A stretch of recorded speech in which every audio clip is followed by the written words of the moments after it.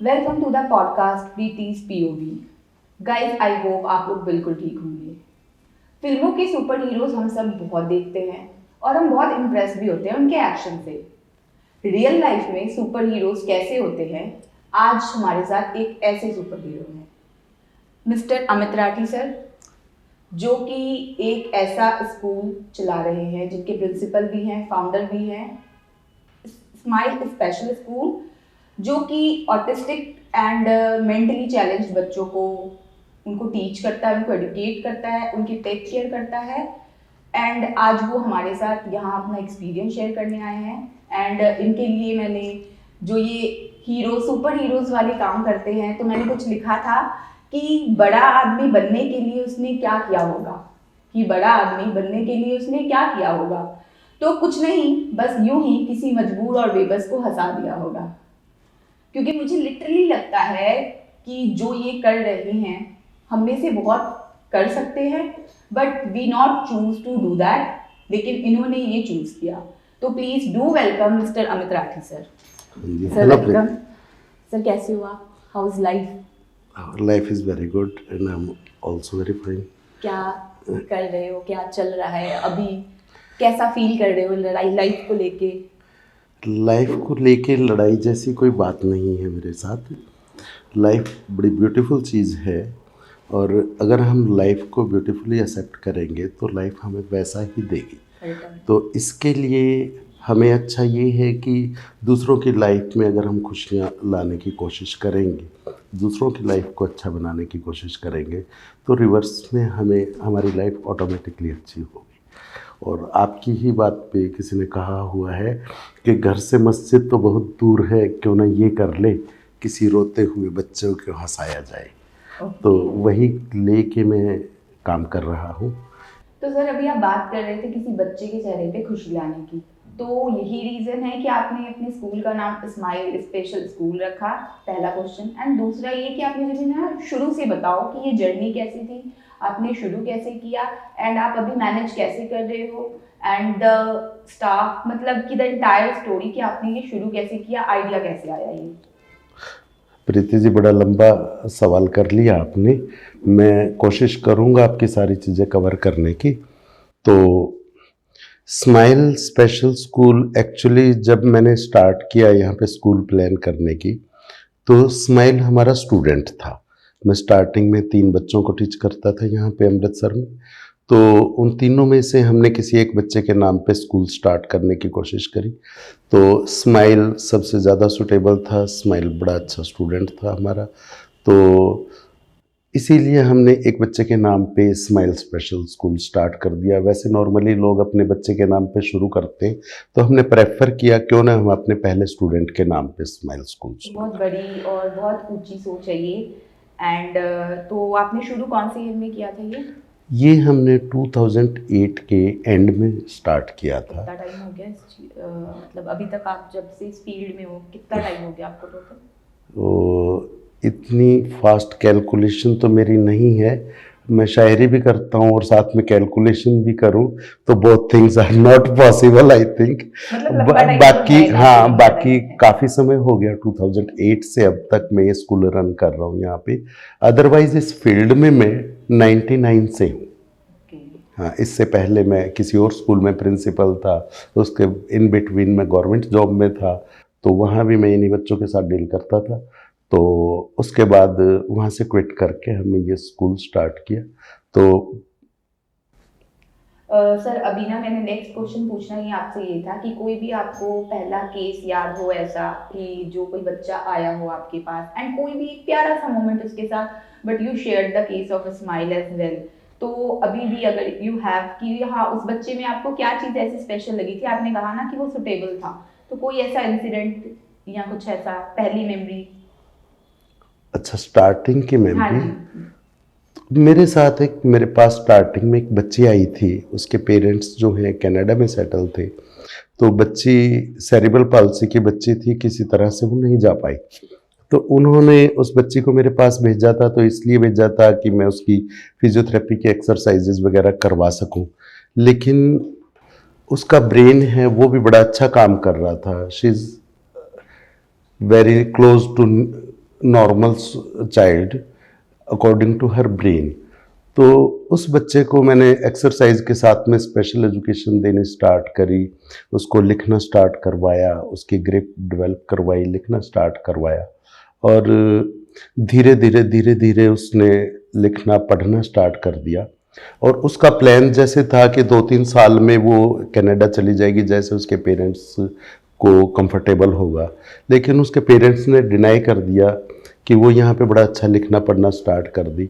और आपको जान के हैरानी होगी कि मेरी डॉटर है, जिस ईयर में मेरी डॉटर ने मैट्रिक करी, उसी ईयर में उस लड़की ने भी, मेरी स्टूडेंट है, उसने भी मैट्रिक पास करी, और मेरी डॉटर से 2% नंबर फालतू लेके करी। तो आई थिंक ये जो केस है मुझे याद रहेगा थ्रू आउट द लाइफ। तो और छोटे छोटे मोमेंट जो उनसे हैं वो बच्चों के साथ होते रहते हैं, किसी न किसी उसमें किसी। सर सो सॉरी, हम एज की बात तो नहीं करें, but still at your age ना, लोग अक्सर अपने बच्चों की करियर सिक्योरिटी पे काम करते हैं। आप कह लो जैसे ना, क्योंकि खुद का काम उन्होंने कर लिया होता है, तो उनको होता है कि हमारे बच्चे, अब उनका फ्यूचर कैसे सिक्योर है। इस एज में लोगों को ये टेंशन होती है कि हम अपने बच्चों, but you choose to do it for others, मतलब आप दूसरों के बच्चों के लिए कर रहे हो। तो how that come to your mind कि यही करना है या ऐसे करना है, या क्या इंस्पिरेशन क्या रहती है कंटिन्यूटी में? वो जो इंस्पिरेशन रहती है वो क्या रहती है? मेरा कर्मास में बड़ा बिलीव है प्रीति, कि आप जो दूसरों के लिए करोगे वही भगवान आपके लिए करेगा, वही आपके पास रिटर्न हो के आएगा। कर्मास में बड़ा बिलीव है। मैंने अपने बच्चे के ऊपर कोई खास ध्यान नहीं दिया, उसके करियर की मैंने बहुत ज़्यादा चिंता नहीं करी, लेकिन उसके बावजूद वो बड़ा अच्छा कर रही है, और आने वाले 2 साल बाद वो भी हमारे स्कूल को ज्वाइन करेगी और इसी इंस्टीट्यूट को आगे बढ़ाएगी। तो ये ब्लेसिंग है, पेरेंट्स की ब्लेसिंग है कि वो ऐसे अच्छा कर रही है। तो फोकस जैसा मैंने किया वैसा ही भगवान ने मेरे साथ फोकस किया कि बच्चे को इस लायक बनाया कि वो आगे आके बिलीव करेगी। ओके, मेरा नेक्स्ट क्वेश्चन यही था कि कल मुझे मौका मिला था to meet your wife and आपके स्कूल में होने का। तो while talking to your wife, जो मैंने फील किया कि उनको ना क्लैरिटी बहुत है, मतलब कंसिस्टेंट, डिटरमाइन बहुत है कि मुझे यही करना है। मतलब उस 2 घंटे का टाइम मैंने स्पेंड किया एंड शी वाज लाइक कि मुझे यही करना है, मैं खुश हूँ। And then she talked about your daughter even, कि वो भी शॉर्टेड है अपनी लाइफ में, यही करना चाहती है, या मतलब काफ़ी प्यार देखा मैंने आपकी पूरी फैमिली में। तो आप ये बताओ कि आप कर रहे हो ये चीज़, but your life partner is supporting this, your daughter is doing this. तो अपनी लाइफ पार्टनर और अपनी डॉटर के बारे में कुछ बताओ and how they are supporting इस चीज़ में आपको। देखो, स्टार्टिंग से जो स्कूल है हम सब लोग मिलके ही कर रहे हैं। मेरी ये जो स्कूल है, मुझसे ज़्यादा मेरी वाइफ का ड्रीम था कि हमारा एक अपना इंस्टीट्यूट होना चाहिए, हाँ, मैंने हम महसूस की ये हमारा चीज़ एक कल। स्कूल होना चाहिए, तो उसी का ड्रीम था। और जैसे हमारी मैरिज हो गई तो मेरा फ़र्ज़ है कि उसने जो ड्रीम देखे हैं वो मैं पूरे करूं, इस टाइप के। और मेरा खुद का पैशन था कि मैं इन बच्चों के साथ हमेशा काम करूं, अच्छा काम करूं। तो ऑटोमेटिकली, बिकॉज हम दोनों इसी फील्ड से क्वालिफाइड हैं और हमारे लिए सूटेबल भी था कि हम दोनों मिलकर ऐसा स्कूल रन करें। तो एक एडमिनिस्ट्रेशन संभाल लेता है, एक दूसरा क्लास संभाल लेता है। तो कुछ थेरेपीज वो देख लेते हैं, कुछ थेरेपीज मैं देख लेता हूँ। तो ये हमारा जो गैप है, जैसे हमारे फिंगर्स में गैप है, तो ये गैप एक हमारा फिल होके और पावर बन जाती है। तो ये हमारे लिए बड़ा इजी है। और ऑटोमेटिकली डॉटर है, उसने स्टार्टिंग से ये चीज़ देखी है, तो automatically she is also interested in the same field. बहुत बड़ी बात है कि अपने बच्चों को भी वो रास्ता दिखाना या सब कुछ ऐसे उसी रास्ते पे ले जाना। No, तो we didn't insist her हाँ to जी, join this field. वो सर अपनी actually मर्जी इस से। चीज़ के लिए अगर मैं एक बात करूँ ना, जैसे आप कह रहे हो, मैंने कहीं पढ़ा था एंड थोड़ा ऐसे भी कि अपने बच्चों को ना ऐसे एग्जाम्पल्स, मतलब ऐसे काम हमें खुद को कर लेने चाहिए कि कल को बच्चों को ना हमें किसी और का एग्जाम्पल देके ना बताना पड़े कि उनके जैसे बनो या उनके जैसे बनो। मतलब वो बच्चे हमें खुद देखे और वो कहे नहीं मेरे को मेरे मम्मा या पापा जैसा बनना है। तो वो मैं आपकी डॉटर में फील करती हूँ कि उसने वो एग्जाम्पल देखा है हमेशा से अपनी मम्मा पापा को कि मुझे इनके जैसा जो काम ये कर रहे हैं मुझे वो करना है। हाँ, हमारे साथ और नॉर्मली पेरेंट्स के साथ ये बात रहती है, वो बच्चे को कुछ कहते हैं कि बेटा ये करो, बेटा ये करो, लेकिन आप खुद कुछ और करते हैं। तो बच्चे को जो आप कह रहे हो, बच्चा वो करे या ना करे, लेकिन आप जो कर रहे हो वो बच्चा डेफिनेटली करेगा। तो हो सकता है क्योंकि हमने कहा कुछ नहीं, लेकिन हम जो कर रहे थे वो उसने अडॉप्ट कर लिया नॉर्मली। ओके, तो सर आई वाज देयर, जैसे मैंने बताया कि स्कूल पे तो ना वहाँ 2 मोमेंट हुए मेरे साथ। एक मोमेंट था when I was talking to the parent, तो शी ब्रोक डाउन लिटरली। मतलब मैं speech, you called me on the stage, मैं आई, आप शायद बाहर चले गए थे उस वक्त, मुझे नहीं पता। तो मैं जब स्पीच शुरू किया ना मैंने, एंड स्टार्टेड से वो रोने लग गए। तो मैंने स्पीच छोड़ दी बीच में, मुझसे आगे हुआ ही नहीं, एंड मैं गई, आई हग्ड हर, देन आई केम, मैं बाहर आ गई सेशन से क्योंकि बहुत वो है। एंड उसके बाद मेरे वहाँ एक बच्चा था, मैंने उससे हाथ मिलाया, एंड उसने हाथ मिला के ही केम टू मी एंड वो मेरे को हक करने लग गया। एंड उस चीज़ की वजह से I was not able to, मैं निकल नहीं पा रही थी उस चीज़ से। घर जाने के बाद भी वो चीज़ें मेरे दिमाग पे, मतलब एक दिन के लिए मुश्किल से मैंने 3 घंटे बिताए होंगे वहाँ पे। एंड वो 3 घंटों में जो ये 2 चीज़ें हुई ना मेरे साथ, तो वो निकल नहीं रही थी मेरे दिमाग से। तो आप वहाँ पिछले इतने टाइम से हो, इतने बच्चे, उनके पेरेंट्स जो स्ट्रगल करते हैं, उनके साथ आपका ऐसा कोई मोमेंट? मैं बताऊं प्रीति कि जो आपने कल फेस किया वो हमारा रूटीन है, हम 99 से यही फेस कर रहे हैं। मैं थोड़ा सा पीछे से आपको बताना चाहूँगा कि जैसे ही किसी फैमिली में कोई गुड न्यूज़ आने वाली होती है, कोई बच्चा आने वाला होता है, तो पेरेंट्स को इस चीज़ से बड़ी उम्मीद होती है कि हमारी फैमिली का वारिस आ रहा है, बच्चा ऐसा होगा, बच्चा वैसा होगा। उसका नाम तक प्लान कर लेते हैं, करियर तक प्लान कर लेते हैं, हम ये करेंगे वो करेंगे, सारी चीज़ें प्लान कर लेते हैं। और पूरा परिवार, पूरी फैमिली किसी बड़ी गुड न्यूज़ के लिए वेट कर रहे होते हैं। और एट द टाइम कि अगर डॉक्टर बाहर निकल के वो कहता है कि लड़का हुआ लड़की हुई, that is the secondary thing, लेकिन वो डॉक्टर आके यूँ कहता है कि आपका बच्चा पैदा होते ही रोया नहीं, मे बी इसमें किसी टाइप की कोई प्रॉब्लम आएगी। वो जो मोमेंट है और उस समय जो पेरेंट्स के ऊपर बीत जाती है, वो आप फेस नहीं कर सकते। यानी कि आप क्या पेरेंट्स के ऊपर क्या बीतती है वो आप महसूस नहीं कर सकते। और मैं कहूँगा कि जितने भी पेरेंट्स हैं, इन बच्चों के पेरेंट्स हैं, वो बहुत ज़्यादा स्ट्रोंग है आपसे, मुझसे और नॉर्मल जो लोग हैं उन सब से बहुत ज़्यादा स्ट्रोंग है कि इतनी बड़ी बात उन्होंने बर्दाश्त की है और उसके साथ जी रहे हैं और पूरी लाइफ जीने के लिए वो कमिटेड हैं, क्योंकि इस चीज़ से डिनाई नहीं किया जा सकता। दूसरा, आप सेकंड फेज देखिए, बच्चा 3 साल का हो गया, सबके बच्चे बात कर रहे हैं, वो बच्चा बात नहीं कर रहा। किसी ने कहा थोड़ी सी दिन बाद बोलेगा इसे नॉर्मल स्कूल डाल दो, वहां से ये बोल पड़ेगा। आप नॉर्मल स्कूल गए, 3rd डे टीचर ने कह दिया कि ये बच्चा मेरे स्कूल में पढ़ने लायक नहीं है, आप इसे कहीं जाके डॉक्टर के पास ले जाओ, ये यहाँ पे पढ़ नहीं सकता। वहाँ जो उन पेरेंट्स के ऊपर बीतती है, और वो फाइनली फिर किसी डॉक्टर के पास जाते हैं, किसी साइकोलॉजिस्ट के पास जाते हैं, किसी थेरेपिस्ट के पास जाते हैं, यानी कि उनके सामने बिल्कुल डार्कनेस होती है, कहीं से कोई भी रास्ता दिखाई नहीं देता। वो अगर आप कहोगे कि ये राख लगा लो बच्चे के उस पर, तो वो लगा लेंगे। आप कहोगे उस बाबा जी के यहाँ चले जाओ, बच्चा ठीक हो जाएगा, वो वहाँ भी जाएंगे चाहे सारी जिंदगी वो ना गए हों। तो वो हर जगह पे वो आते हैं। फाइनल स्टेप जोन सा है वो हमारे पास आते हैं, जब वो डॉक्टर से हताश हो चुके होते हैं, डॉक्टर जवाब दे चुका था। अच्छा, डॉक्टर्स की भी मैं बात बताऊं, डॉक्टर्स को फर्स्ट डे क्लियर होता है कि ये बच्चा मेंटली चैलेंज्ड है या ये ऑटिस्टिक है, इसकी कोई मेडिसिन नहीं है, लेकिन उसके बावजूद भी 4 महीने 6 महीने वो पास करके फिर हमारे पास आते हैं।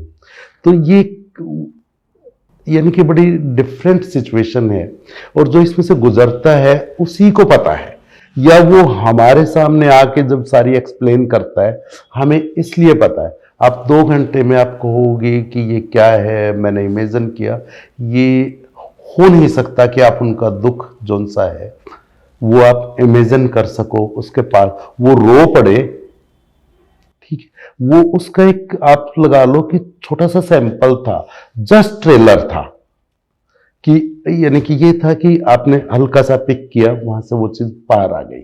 और हमारे पास आते हैं तो हमें उनको यही चीज समझानी होती है, एक उम्मीद हमें देनी होती है। फैज का शेर याद आ रहा है मुझे कि दिल ना उम्मीद तो नहीं नाकाम ही तो है, दिल ना उम्मीद तो नहीं नाकाम ही तो है, लंबी है गम की शाम मगर शाम ही तो है। तो हमें उनको ये उम्मीद देनी होती है कि ये शाम है, इसके बाद कुछ ना कुछ पॉजिटिव होगा, कुछ ना कुछ पॉसिबिलिटीज होगी, और ये होती भी है। मैंने देखी है मेरे स्टूडेंट्स में, ये चीज होती भी है। मेरा नेक्स्ट ऐसे ही था, क्योंकि मेरे साथ एक फनी मोमेंट ये भी हुआ कि there was a child and he was poking me, है ना, कि मेरे लिए चॉकलेट क्यों नहीं लाए, समथिंग लाइक दैट। तो कोई फनी मोमेंट भी होता है ऐसे हाँ। कि वो जिद कर जाता है, क्योंकि वो मेरे से जिद कर रहा था, ही वाज आर्ग्यूइंग, रिपीटिंग, कुछ उसको बिहेवियरल इशू भी था, बट स्टिल वो ना ऐसे मैंने जो महसूस किया कि वो जिद कर रहा था मुझसे कि तो, ये करो ये करो। हाँ तो मैं फनी मोमेंट कुछ हाँ मैं फनी मोमेंट मैं आपको बताता हूँ। मेरे साथ 1-2 बार हुए, मेरी डॉटर का बर्थडे था, हम स्कूल में सेलिब्रेट कर रहे थे, तो उस समय क्या हुआ कि मैंने सैंडविचेस थे, वो 20 के आसपास सैंडविचेस थे, वो लाके फ्रिज में रखे कि सर्व करने के लिए। तो एट द टाइम मैंने देखा कि जब सर्व करने का टाइम आया तो उसमें ओनली 4 सैंडविचेस थे। तो मेरा एक स्टूडेंट है, उसको खाने की बड़ी आदत है, तो मुझे यूं रहा कि कहाँ गए सैंडविच, 4 सैंडविच है। तो मैंने अपने सारे स्टूडेंट्स को ऐसे करके देखा, सारे स्टूडेंट्स को ऐसे करके देखा। वो जो स्टूडेंट था अमनदीप, उस स्टूडेंट का नाम था, तो वो बाय द वे वो अब यहाँ पे नहीं है, एक्सपायर हो चुका है, यानी कि हमें छोड़ के जा चुका है। तो मुझे आज तक उसकी बात याद आती है। वो स्टूडेंट था, जैसे ही उस पर मेरी नजर आई तो उसने मुझे कहा, सर जी माता रानी दी सो मैं एक भी सैंडविच नहीं खाता। यानी कि मुझे पूछने की जरूरत नहीं पड़ी, वहां पे 20 स्टूडेंट्स थे, मुझे देखते ही वो बोला, सर जी माता रानी दी सो मैं कोई सैंडविच नहीं खाता। मैंने उसके बाद उससे पूछा भी नहीं कि उसने खाया या नहीं खाया, मुझे पता था उसी ने खाया। तो बड़ी इस टाइप के जो उनसे फनी मोमेंट है। एक और मोमेंट मैं इस पर बताता हूँ। एक बच्चा है, मैं उसको पढ़ना सिखा रहा था, लिखना सिखा रहा था, उसकी मदर का नाम लिखना, और बाय द वे उसकी मदर का नाम आप वाला ही था। ठीक है, ये एक कोइंसिडेंस है कि मैं उसे लिखना सिखा रहा था कि लिखने के साथ बोलना भी होता है। तो मैं जैसे सिखा रहा था, PREETI प्रीति, बोलो प्रीति तुम्हारी मम्मी का नाम है, तो वो लिख देता था, बोलता नहीं था। बार बार उसने लिखा PREETI प्रीति, बोलो पप्पी प्रीति तुम्हारी मम्मी का नाम। तो जब 4-5 हो गया तो मैंने जोर से बोला कि बोलो PREETI प्रीति, प्रीति तुम्हारी मम्मी।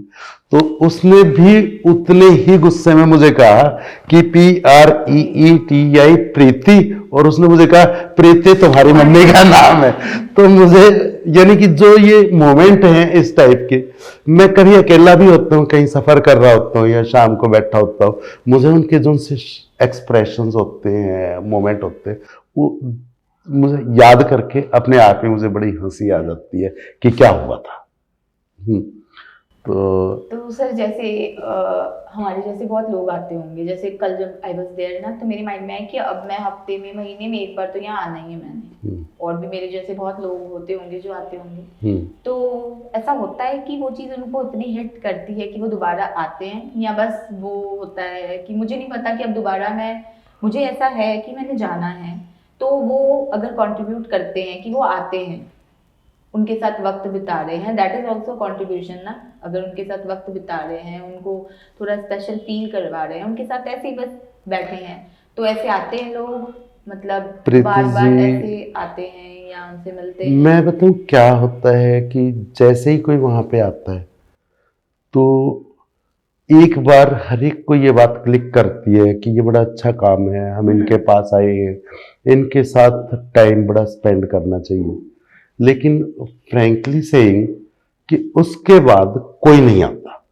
बड़ी भागदौड़ भरी लाइफ है, लोग वहीं पे जाते हैं जहां पे उन्हें कुछ मिलता है, ठीक है। और यही सबसे बड़ी प्रॉब्लम है कि इतनी बड़ी प्रॉब्लम है, इतना बड़ा दुख है जो पेरेंट्स हैं अकेले बियर कर रहे हैं। अगर लोग आपके जैसे हो कि वहां पे आते हैं और उनके साथ टाइम स्पेंड करते हैं, तो जो ऐसे बच्चों के पेरेंट्स हैं उनके लिए जीना बड़ा आसान हो जाए। मुझे वही लगा उनके लिए जीना बड़ा आसान हो जाए। लोग आते हैं मेरे स्कूल में, फंक्शंस होते हैं, एक्टिविटीज होते हैं, लेक्चर होते हैं, बड़े लोग आते हैं, वहाँ पे फोटोज होते हैं, वीडियोस बनती है, लेक्चर्स होते हैं, हाँ ये होगा वो होगा, लेकिन उसके बाद कोई नहीं आता, यानी कि टाइम स्पेंड करने के लिए। और मैं देखूंगा आप भी कितना आओगे कितना नहीं आओगे, लेकिन ये चीज रिपीट मैंने आई थिंक 1999 से अब तक आई थिंक 24 ईयर हो गए, और it's not a short time. उनकी मेंटली जो चैलेंज होते हैं तो उनकी फैमिलीज का क्या रोल होता है और उनके पेरेंट्स का क्या रोल होता है उनको थोड़ा इम्प्रूव कराने में, उनकी आपस में उनकी फैमिली की क्या बॉन्डिंग होती है, कैसे वो बच्चों के साथ डील करते हैं, आपस में वो कैसे सपोर्ट करते हैं एक दूसरे को, इसके बारे में कुछ बताइए ब्रीफ में। देखो प्रीति जी, हर टाइप की फैमिली में इस टाइप के बच्चे हो सकते हैं, लेकिन बच्चा होने के बाद वो उस चैलेंज को कैसे फेस करता है वो डिफाइन करता है कि उनके आपस में बॉन्डिंग कैसी है। मेरे सामने बड़े तरह के केसेस आते हैं, बहुत सारे मेरे पास ऐसे भी केसेस आए हैं कि बच्चा इस टाइप का हो गया, दोनों ब्लेम गेम खेलते हैं कि ये आपके कारण ऐसा हुआ, ये आपके कारण ऐसा हुआ। इस वजह से डाइवोर्स तक के केसेस, यहाँ कुछ बच्चों के डाइवोर्स तक हुए हैं कुछ एक फैमिलीज में। लेकिन बहुत मोस्ट ऑफ द पीपल ऐसे हैं कि उनके परिवार में ये प्रॉब्लम आई है और हस्बैंड वाइफ ने दोनों ने मिलके ज्वाइंटली इस प्रॉब्लम तो हम नहीं कहेंगे, ज्वाइंटली इस चैलेंज को फेस किया है और बड़ी अच्छी लाइफ लीड कर रहे हैं। उन्होंने एक्सेप्ट किया, हाँ दिस इज द सिचुएशन, हमारा बच्चा ऐसा है और हम इसके लिए ये कर सकते हैं। जहाँ पे मदर की ज़रूरत होती है मदर अपना रोल प्ले करते हैं, जहाँ फादर की ज़रूरत होती है फादर अपना रोल प्ले करते हैं, और जहाँ पे दोनों की म्यूचुअल अंडरस्टैंडिंग अच्छी है वहाँ पे मैंने देखा है कि बच्चे भी बहुत अच्छा ग्रो करते हैं, बहुत इम्प्रूव करते हैं, बहुत अच्छा ग्रो करते हैं। लेकिन जिस फैमिली में डिस्प्यूट हो जाता है, मदर अलग रहने लग जाती है, फादर अलग रहने लग जाता है, तो जो बच्चा है उसकी लाइफ कुछ तो वो चैलेंज्ड है, इस वजह से चैलेंजिंग है। लेकिन मदर और फादर उनमें से किसी ना किसी एक के पास रहता है तो फिर उसकी लाइफ और ज़्यादा चैलेंजिंग होती है। तो पेरेंट्स के लिए यही है कि अगर किसी फैमिली में इस टाइप का बच्चा आ जाता है तो मिलके उसको फेस करें, मिलके ग्रो करें, भगवान के ऊपर विश्वास रखें कि उन्होंने आपको जो आपके लिए बेस्ट था वो बच्चा दिया है और वही आपका है, और उसके लिए अगर आप करेंगे तो आपके लिए भी अच्छा रहेगा, बच्चे के लिए भी अच्छा रहेगा। सर एक आप इस चीज़ को लेकर कुछ बताइए कि जो ये ऑटिज्म है इस चीज़ को आप थोड़ा ब्रीफ बताएं, एंड क्यूरेबल है एंड कैसे ये डील कर सकते हैं, और कुछ टिप्स आप बता दीजिए कि पेरेंट्स जिनके बच्चे ऐसे हैं वो कैसे डील कर सकते हैं, जो बच्चे ऐसे हैं उनके लिए भी कुछ आप ऐसा कि कैसे वो डील कर सकते हैं। मैं ऑटिज्म के बारे में बताऊं, ऑटिज्म आज के समय में बहुत ज़्यादा स्प्रेड हो रहा है due to the our lifestyle, और इसका रीज़न है वो तो आज तक फाइंड आउट नहीं हुआ कि किस वजह से स्प्रेड हो रहा है ऑटिज्म। लेकिन हैरानी की बात है 54th या 56th कुछ बच्चा ऐसा है कि जो ऑटिज्म स्पेक्ट्रम डिसऑर्डर का हो रहा है। हाँ, ऑटिज्म स्पेक्ट्रम डिसऑर्डर है, उसमें एडीएचडी के बच्चे आते हैं, एस्पर्जर सिंड्रोम आते हैं, ऑटिज्म के आते हैं, सो मेनी सिंड्रोम्स होते हैं, तो वो उसके अंडर आते हैं। लेकिन 54th बच्चा जब हमने कभी स्टडी करी थी तो उस समय हमें ऑटिज्म के कुछ एक चैप्टर्स में, कुछ एक बुक में पढ़ाए गए थे। लेकिन अब इतना ज़्यादा हो चुका है कि ऑटिज्म के ऊपर डिग्रियां होती है, अलग से डिप्लोमा बन गया है, तो बहुत ज़्यादा स्प्रेड हो रहा है। तो मैं दो ही शब्दों में, अगर बहुत ज़्यादा एक्सप्लेन करने की ज़रूरत नहीं है, अगर दो शब्दों में अगर ऑटिज्म के बच्चे को आइडेंटिफाई करना है तो हम कहेंगे कि नॉन सोशल, नॉन वर्बल। तो ये दो शब्दों में है। दूसरी मैं एक और आपको मेन बात बताना चाहूँगा कि ऑटिज्म के बच्चे बहुत अच्छा इम्प्रूव हो सकता है और लाइफ में बहुत अच्छा कर सकता है, और जो नॉर्मल बच्चे हैं उनसे भी ज़्यादा अच्छा कर सकता है, परफॉर्म कर सकता है। लेकिन शर्त ये है कि वो ठीक टाइम पे ठीक थेरेपिस्ट के पास पहुंच जाए, क्योंकि पेरेंट्स, बहुत सारे पेरेंट्स के साथ ये होता है कि वो मेडिसिन ढूंढते रहते हैं, ब्रेन की मेडिसिन लेते रहते हैं। इनकी कोई मेडिसिन नहीं है, बिल्कुल क्लियर है, कोई मेडिसिन नहीं है, ओनली थेरेपीज हैं। उन थेरेपीज के थ्रू वो ग्रो करेगा, और राइट एज जो सी है वो मायने रखती है। तो 3 साढ़े 3 साल तक, अगर आप 3 साल 3.5 साल तक आप थेरेपिस्ट के पास पहुंच जाते हो, तो आपका बच्चा 5.5 के बाद, 5 के बाद 6 साल तक नॉर्मल स्कूल में जाने लायक, नॉर्मल स्कूल में पढ़ने लायक हो जाता है। लेकिन अगर आप 5.5 साल तक एक्सपेरिमेंट करते रहे तो उसके बाद पेरेंट्स के लिए बड़ी मुश्किल हो जाती ओके सर, तो ये जो स्माइल स्पेशल स्कूल है, इसको आपने क्या सोचा है कि फ्यूचर में आप इसको कैसे एक्सटेंड करोगे, या future plan smile special school को लेकर क्या है आपके? है। देखो, प्रेजेंटली हम बड़ा अच्छा कर रहे हैं, हमारे पास जो बच्चे आ रहे हैं, तो सबसे बड़ी बात यह है कि हमारे पास जो बच्चे आ रहे हैं माउथ पब्लिसिटी से आ रहे हैं। मैं बहुत टेक फ्रेंडली नहीं हूँ, बहुत ज़्यादा पब्लिसिटी हमने नहीं की है, लेकिन हमें एक चीज़ का पता है, हमारे पास बच्चा आया है, क्लैरिटी है कि उसके साथ हमने बड़ा अच्छा काम करना है। दूसरा किसी चीज़ पे हमारा फोकस नहीं होता, बच्चे पे फोकस होता है, उसके ऊपर काम पे फोकस होता है, क्लैरिटी है। अगर एक बच्चे में फर्क पड़ गया तो उसका वो फर्क देख के दूसरे पेरेंट्स अपने आप आते हैं। तो फ्यूचर प्लान्स ये हैं कि डॉटर है, उसने भी ऑटिज्म में डिप्लोमा किया है, और अब वो बैचलर कर रही है स्पीच एंड लैंग्वेज पैथोलॉजी में।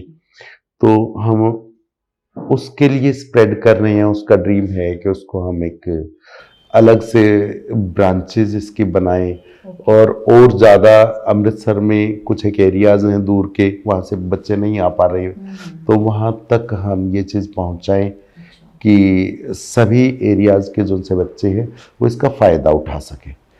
तो नेक्स्ट इन फ्यूचर क्या हैपन होता है तो वो देखते हैं हम। ओके, तो मेरा फेवरेट क्वेश्चन है पोएट्री। सर की पोएट्री और सर की शायरी जो है, I have been into sir की ओपन माइक्स में, एंड जब वो मास्टरपीस लाना होता है ना, तो सर से परफॉर्मेंस करवाई जाती है। तो ये सर जो दोनों चीज़ें हैं एकदम बिल्कुल ही वर्ज पे, कि आप इतना, एक तो आप इतनी स्माइली लोगों को इतना सपोर्ट, ऐसा काम कर रहे हो जो बहुत खास है, और दूसरा पोइट्री। तो सर ये कैसे, ये कॉम्बिनेशन बताओ। प्रीति जी, ये दोनों चीजें आपने मिक्स नहीं करनी चाहिए थी। बिल्कुल। और इस क्वेश्चन के लिए मैं तैयार भी नहीं था कि पोइट्री के बारे में आप मुझसे कुछ पूछोगे। मुझे यही था कि आप स्कूल के बारे में मुझसे कुछ पूछोगे, बच्चों के बारे में कुछ पूछोगे। अब आप पोइट्री के बारे में अगर आपने पूछा है तो मैं दो कारण बताऊंगा कि मेरे दादाजी बड़ी अच्छी शायरी करते थे। वो, जैसे मैं छोटा सा था तो वो शेर सुनाते रहते थे, तो मुझे सुनने में बड़ा अच्छा लगता था। तो हम ब्रदर सिस्टर हैं, उनसे इंस्पायर होकर थोड़ा थोड़ा सभी लिखने लग गए। तो लेकिन ये चीज़ मेरे अंदर जो सी आई, तो इस पर मैंने थोड़ा सा ज़्यादा काम किया, मेरी हैबिट बन गई, तो यहाँ तक पहुँच गई।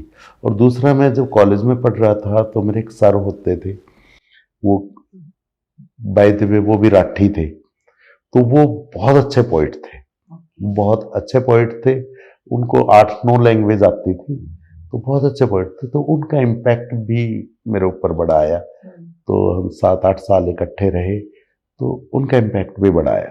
और पोइट्री का कोई वो नहीं, किसी भी चीज़ को आप देख के अगर उस पे जो फर्स्ट आपका रिएक्शन और जेन्युइन रिएक्शन आता है, अगर उसको आप जेन्युइनली लिख दो तो वो पोइट्री हो जाती है। तो बस हम उसमें मिलावट के बिना लिख देते हैं तो वो पोइट्री बन जाती है बाय द वे। और आप भी बहुत अच्छा लिखते हो, तो ये चीज आपको बताने की जरूरत नहीं है, क्योंकि आप भी बहुत अच्छे आर्टिस्ट हो, मुझे पता है कि हम एक स्टेज पे परफॉर्म कर चुके हैं, तो आपको ये चीज बताने की जरूरत नहीं है।